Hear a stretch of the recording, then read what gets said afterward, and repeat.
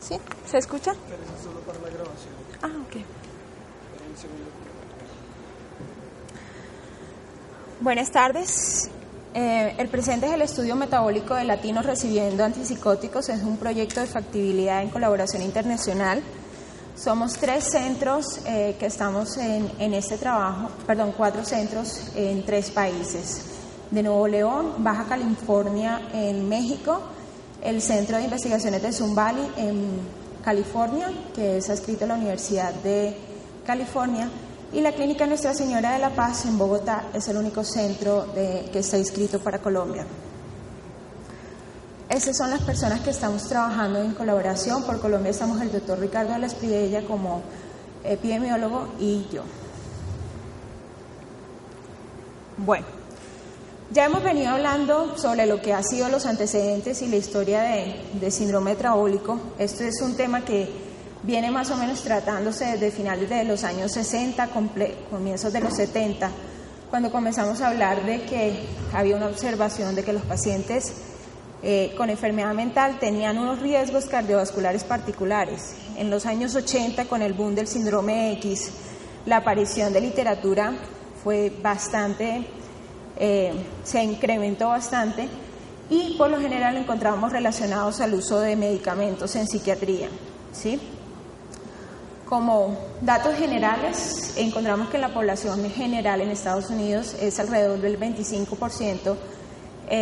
Las personas que tienen síndrome metabólico, la prevalencia de la enfermedad cardiovascular aumenta de 2 a 3 veces, y particularmente para la población en general que se ha evaluado hasta ahora, el mayor porcentaje son hombres.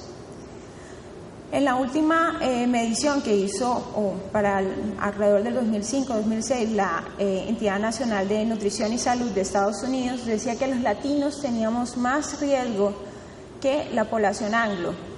Podríamos decir que tienen una variabilidad genética, una variabilidad cultural, y entonces esto nos hace pensar que quizá no podemos ser tan rígidos en comenzar a tomar estadísticas extranjeras, sino que tenemos que comenzar a conocer nuestra propia población. Entonces les voy a comentar lo que ha sido en nuestro estudio. En este momento son resultados parciales, y lo que vamos a mostrar es la muestra de Colombia.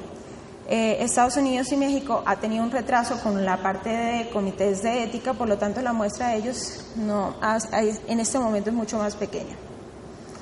Los resultados son resultados preliminares. La muestra se comenzó a tomar el 1 de junio del 2012 y estos resultados van hasta el 30 de abril del 2013. Hemos tenido alrededor del 30% de pérdidas. Eso tenemos que para una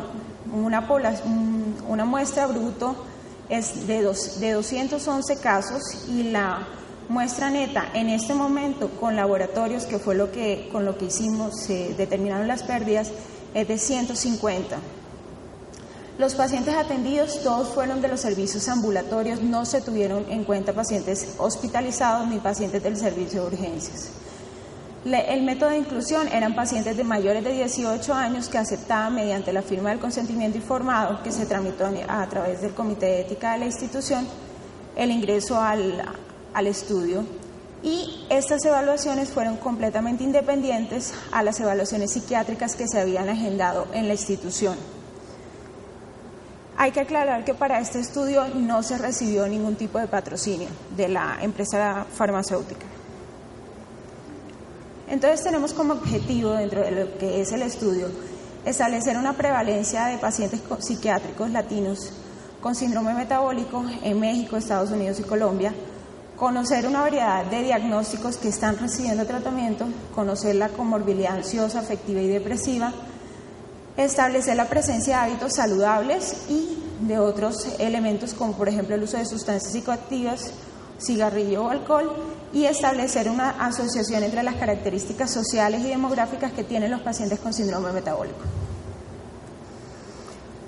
La evaluación estuvo dividida en 5 partes. La primera parte es la parte sociodemográfica, que es edad, género, el estado civil, a qué se dedicaban, el nivel cultural o académico. El MacArthur es una escala análoga en la cual los pacientes evaluaban en qué nivel socioeconómico se encontraban a través de una imagen de una escalera, que vamos a ver más adelante. Una segunda parte, el uso de sustancias psicoactivas, en ese momento alcohol, tabaco o sustancias de abuso. Una tercera parte, que son los parámetros metabólicos, índice de masa corporal, circunferencia abdominal, tensión arterial, glicemia, triglicéridos y colesterol. Para Colombia tuvimos una variable, y es que nosotros incluimos particularmente la toma de TSH dentro de la muestra de los pacientes. Esto no lo tiene el estudio en Estados Unidos y México. Cuarta parte, la aplicación de escalas clínicas. El LTE se refiere a una evaluación de los hábitos saludables de los pacientes. Si hacen ejercicio, si ese ejercicio tiene un impacto sobre la parte metabólica, con qué frecuencia la hacen. El GAD-7 es una escala para medición de ansiedad. PHQ-9 es una escala para medición de depresión. MDQ es una escala de tamizaje para trastorno bipolar. Y en una última parte nosotros evaluamos la parte de diagnósticos psiquiátricos y no psiquiátricos, los medicamentos que los pacientes estaban utilizando y el número de evaluaciones de hospitalizaciones psiquiátricas que habían tenido. Este es el formato que nosotros tuvimos para evaluación. No es una escala, no es una plantilla de autoaplicación, siempre hubo un evaluador con los pacientes que hacía la entrevista. Como ven, esa es la escalera análoga para evaluar nivel socioeconómico. Esa es la segunda parte. Entonces, ¿cuáles son los resultados para Colombia? Les recuerdo cuáles son los criterios para síndrome metabólico, que ya los habían mencionado. Con la aprobación de 3 de estos criterios decimos que tiene síndrome metabólico. Entonces, para la muestra que nosotros tenemos, el 22.3% cumplía los criterios para decir que tenía síndrome metabólico. El 25.3% tenían un riesgo cardiovascular. Eso quiere decir que nos estaban cumpliendo 2 de los criterios ATP3 para síndrome metabólico. El rango de la muestra estuvo entre 23 y 86 años, con una media de 54. El índice de masa corporal no está contenido dentro de los criterios para ATP3 de síndrome metabólico, pero es un dato importante. El 30% de la muestra tiene sobrepeso, tiene un índice de masa corporal superior a 25, y en ninguno de los casos este dato estuvo reportado dentro de la historia.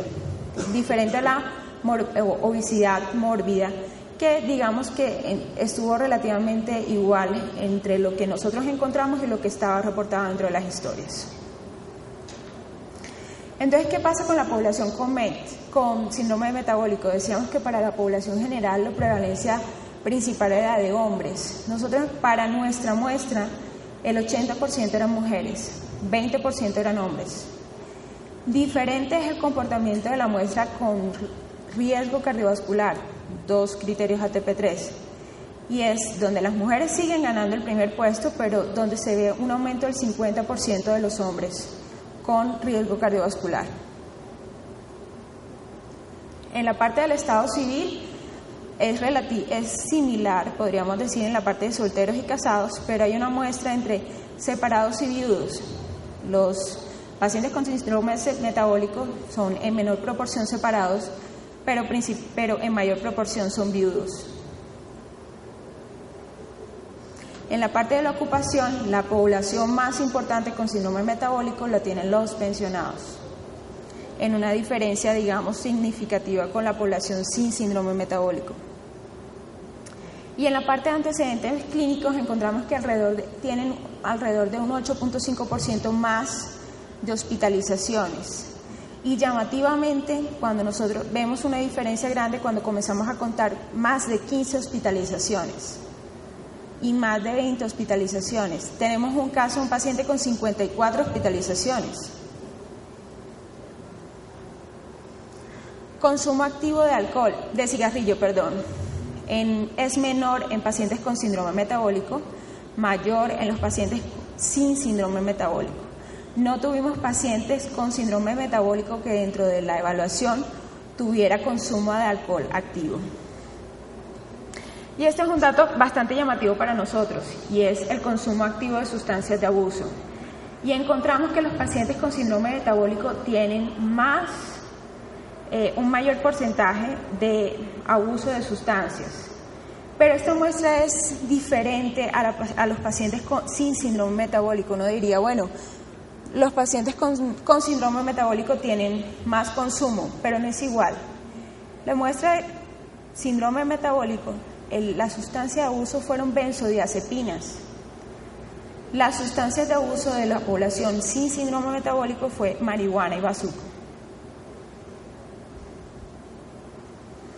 Y entonces nos vamos a los diagnósticos del eje 1. ¿Qué encontramos para la muestra de pacientes con síndrome metabólico? Principalmente era trastorno bipolar. Cuando nosotros nos vamos a la población general o a la muestra general, los principales pacientes eran pacientes con depresión. Aquí encontramos una relación un poquito inversa de primer y segundo puesto. Primer puesto, trastorno bipolar. Segundo puesto, depresión, pero va mucho más atrás. Y tercer puesto, trastorno esquizoafectivo. Hay que tener en cuenta que hay un ítem en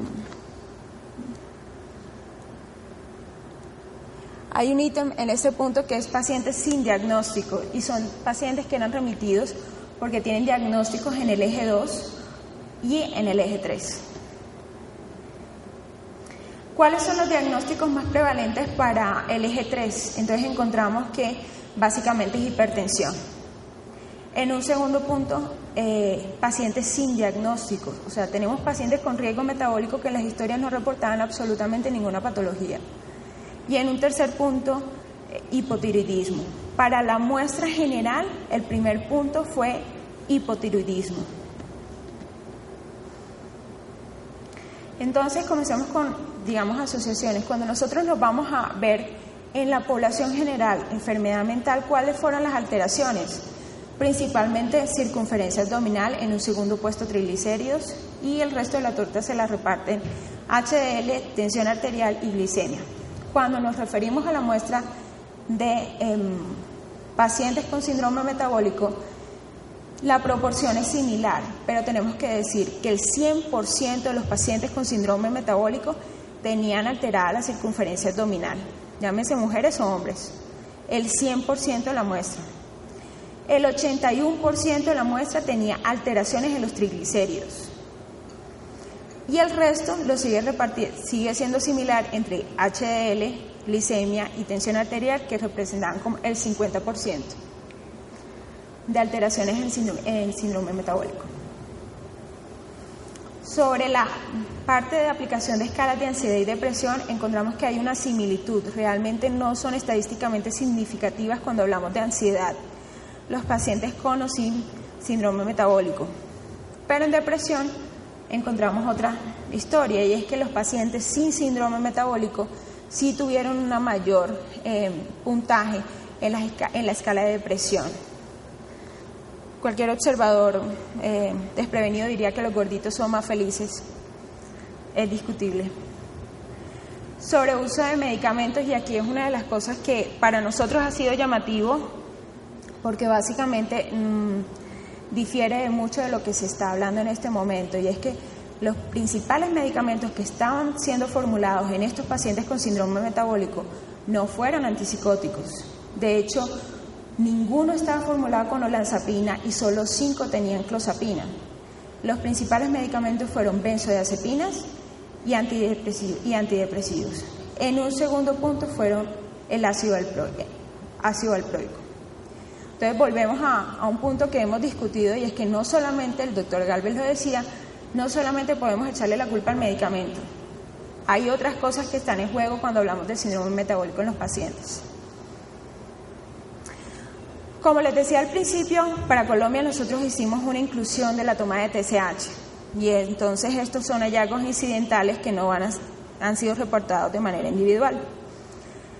Pacientes con antecedente de hipotiroidismo reportados en la historia, 16.1%. Pacientes que en los laboratorios tenían una alteración tiroidea, sea hipotiroidismo subclínico o clínico, 30.59% de la muestra. Una de las dificultades que nosotros encontramos con los evaluadores es que al paciente se le preguntaba: ¿usted tiene hipotiroidismo? ¿Sufre alguna alteración tiroidea? No. cuando íbamos a los laboratorios o cuando pedíamos los medicamentos que los pacientes tomaban, era cuando se reportaba la levotirosina. Este es uno de los problemas de subdiagnóstico de esta patología que claramente influye sobre la parte efectiva.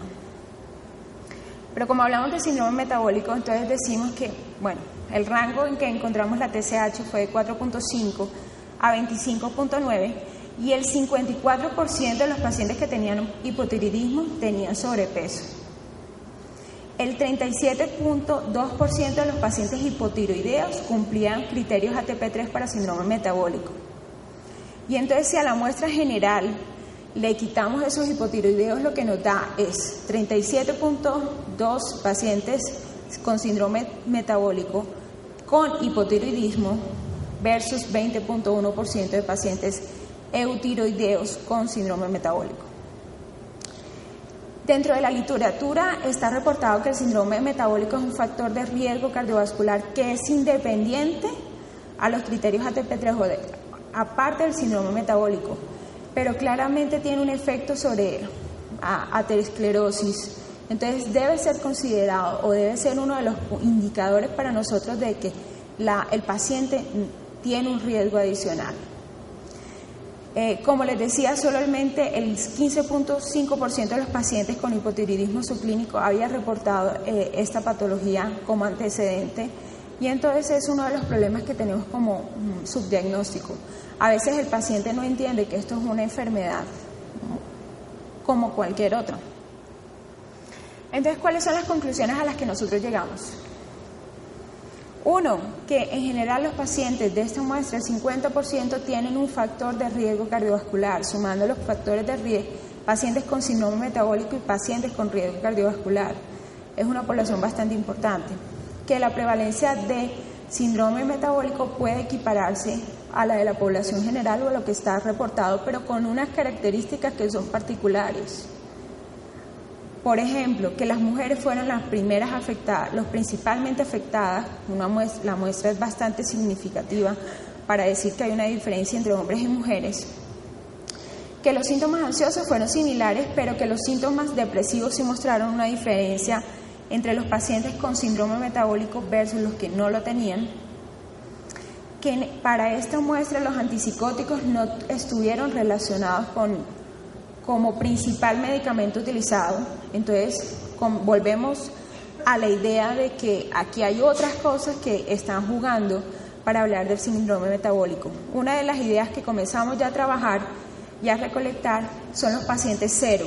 Pacientes cero son pacientes que nunca han recibido medicamentos psicotrópicos, ningún tipo de medicamento en psiquiatría. Y comenzamos esta evaluación de cero. ¿Cómo va a ser su comportamiento ahora que va a recibir? Y por ejemplo, tenemos el caso de una paciente que tiene 54 de índice de masa corporal y nunca ha recibido medicamentos psiquiátricos.